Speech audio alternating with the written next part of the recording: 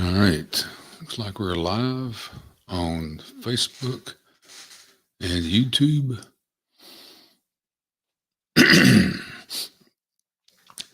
And we are coming up on 8 o'clock. We'll get this party started here in a few minutes. Very short time. We do have the presidential debates tonight. Sounds exciting. I'll give just a couple minutes. I'm showing a few people in the watching live, and it is very try to be punctual for those that show up on time. I am all right. That was called the voice of God in the business. You heard me, but you didn't see me. All right, we're getting better at this, I think. Coming at you from the Triad, North Carolina area. I'm born and raised here, and got a dedicated office, a dedicated room in my home. This is set up just for basically live streaming and work. So we try to, do the right equipment and all the good stuff. We will be tonight. I was going to basically take a look at in-house training programs. So this is a couple of minutes. As this one, so let's get started. And of course, this will all be made available, flipped right over to a YouTube video. Even though it's being produced live right now, will be, like I say, slightly edited and put up as a YouTube video. So, like I say, the topic tonight is in-house training programs and why do I need one and why should I care?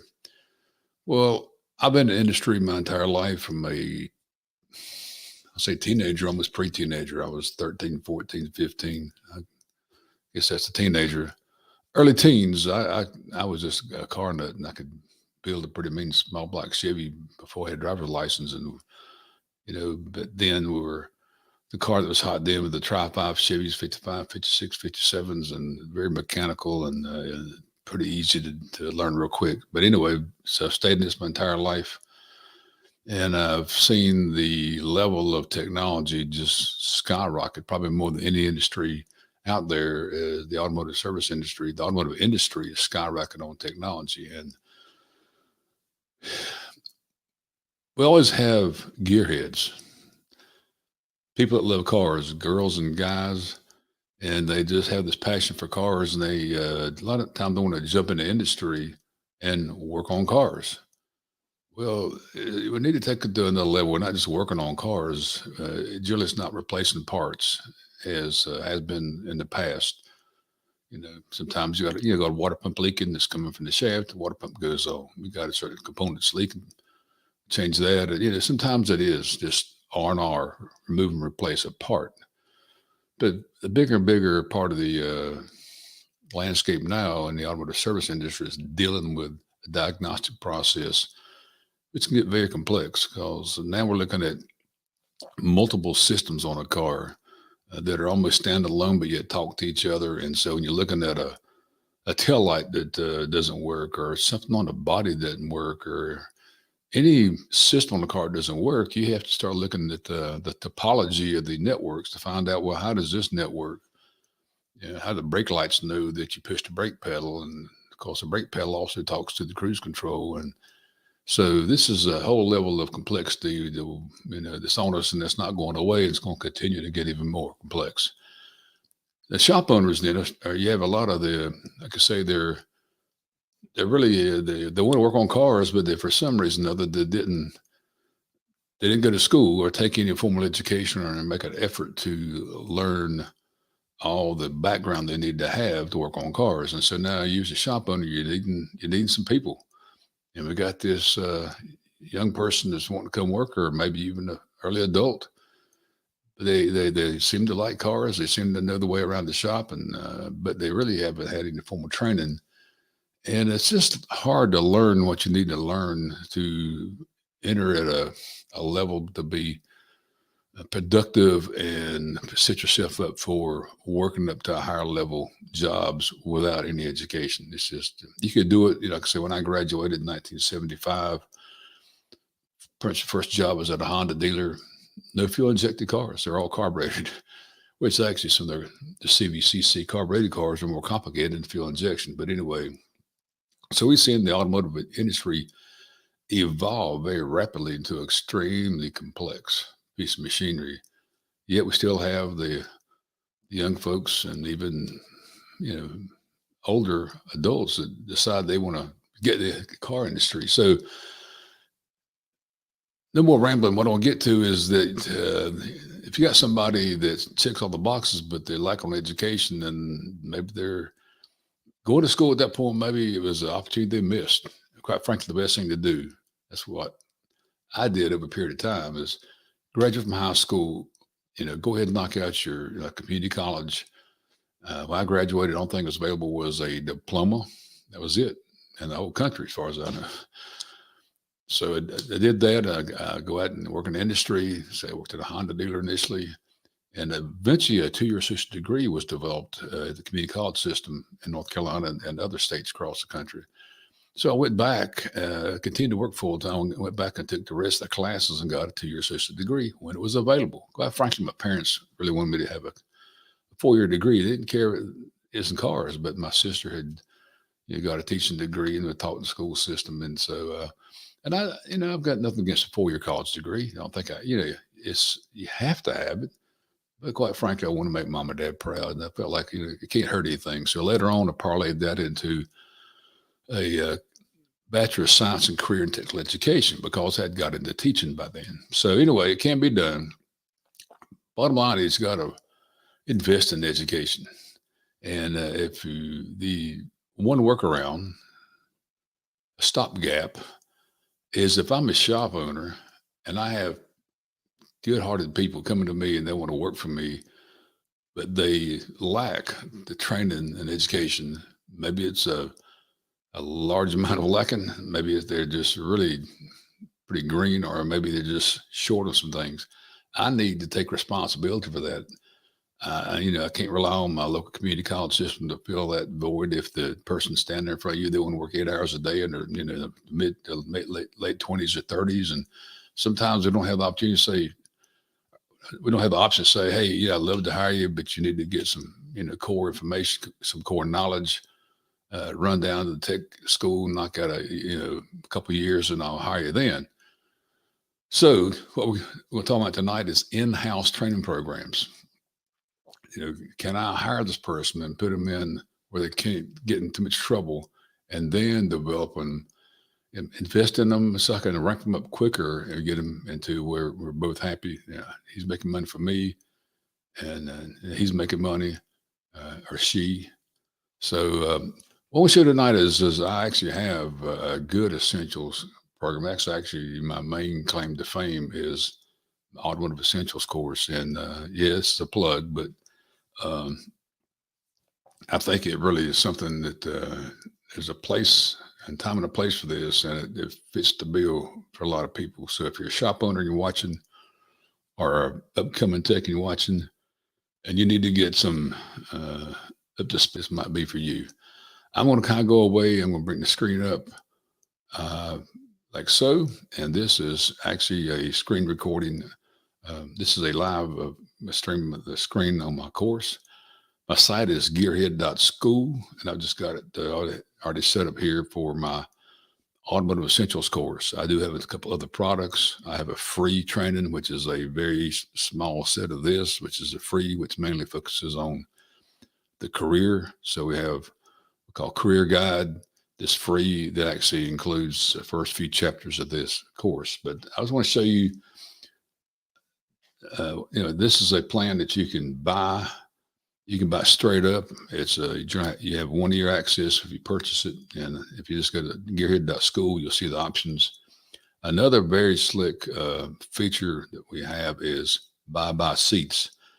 So say you're a garage out there and you have some people coming in when work and you have a little turnover. You can buy seats. So if I want to say I buy a 5-seat package, let's just want to talk a second. So then we'll get this out of the way and go straight to the course, and you'll see the kind of things I think you need to have.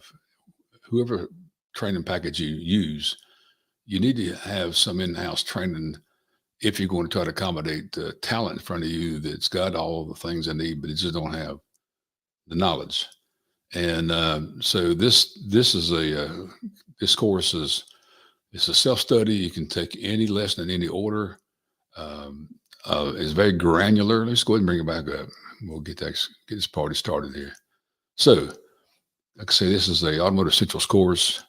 You'll see about 11 major categories here. In each category, you'll open up here in a second and see.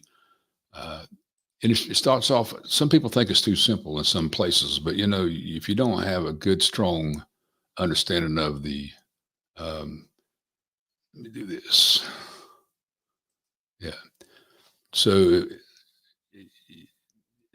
if you understand terminology, that helps. You'll be accepted quicker if you know the term. So we have a section on terminology and a four-stroke cycle. Every lesson starts off with a video, which is an overview of that lesson. And every lesson has a jump links from the very beginning, take you straight to a section. So it's very granular. We in the industry or in the education side call this just-in-time training. So if I got a tech that works for me and they need to really quickly understand, a certain piece of knowledge, they can drill down real quick and find it. This is not one of the heavy duty lessons, so we're not probably going to look at this much. Let me go down to, well, like powertrain terminology. It's amazing if you know the language of the industry. People pick up on that you've taken the time to learn the right terminology. So this is powertrain terminology. Here again, starts off with my lesson. Starts off the video. So it's off with jump links. And here I can look at front end configurations and rear engine configurations, and then look where it's longitudinal drivetrain or transverse, front wheel drive, rear wheel drive. So like longitudinal rear wheel drive, it jumps straight to that. I'm real big on just in time training and very granular. You should be able to jump in here and get what you need and jump back out. This takes you right to somebody that says, if you walk up to somebody that says, I need a part for this car, or what kind of drivetrain? And you say, well, it's longitudinal rear wheel drive, which is a simple drivetrain. That sounds a lot better than like the motor's in the front and drives the rear wheels. And I think the motor goes this way instead of that way. Longitudinal rear wheel drive. About longitudinal, what's between four-wheel drive and all-wheel drive. So these are all powertrain configurations and terminology. Here again, it's part of the vocabulary you need to have. Get a shop types.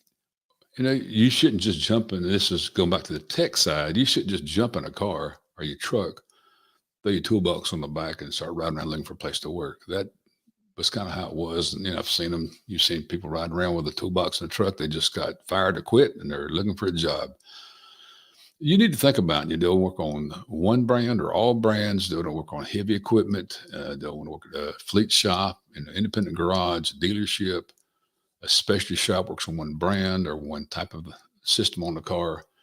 And so this is what this whole major category, shop types, are the types of jobs out there. And let's get brand specific. This is my cup of tea. This picture is actually it's my business. I sold this business probably pushing 20 years ago, or more 15 years ago. And I actually was sitting on 3 acres of land, acre and a half of land, about 8,000 square foot shop. I'm closer to 7. And I sold the business to first 2 employees, and they moved it several times to lease facilities because I sold the lot and the building. Somebody else wanted worse than I needed. And they eventually ended up, this is on 3 acres of land. I think it's like 18 bay, 10,000 square foot, fully air conditioned shop. We're in North Carolina. It gets kind of muggy around here. I think it's 4 or 5 ton AC units to make sure, but they work in air conditioning. And it's one of probably the finest Honda shops. I'm partial. I started for, my first 2 employees that I sold to still own the business. Well, actually one just retired and sold that to the other. Have keys to the place. I can go over anytime I want to and make the training videos. And if you see my work shot in a shop environment at the side of this building right here. Here again, table of contents. You can look down and see what's the benefit of working at a brand specific shop. And we look at There's a shop tour. Whenever shop, I did a full tour of this shop I just showed you. This is Bimmers Only down in Texas. Here again, looks like a dealership. They've committed in there. You're not going to find anything but a BMW in here. I feel pretty certain of that. Concept of the organization, and then the organizational chart you may typically find in a shop, basically any type of shop, whether it be one brand specific or all types of brands. Real similar organizational chart. The concept of ABC Tech. A is top of the food chain. C is the entry level. Especially tech, you may work at a brand specific, but still work just on the drivability, emissions, or undercar tech instead of just a general, pull a ticket, whatever it needs. And what was the training possibilities on a single brand? One nice thing is since you work on one brand, you can go ahead and afford to buy the OEM training and the service information system because that's all you need. You're working on one brand, right?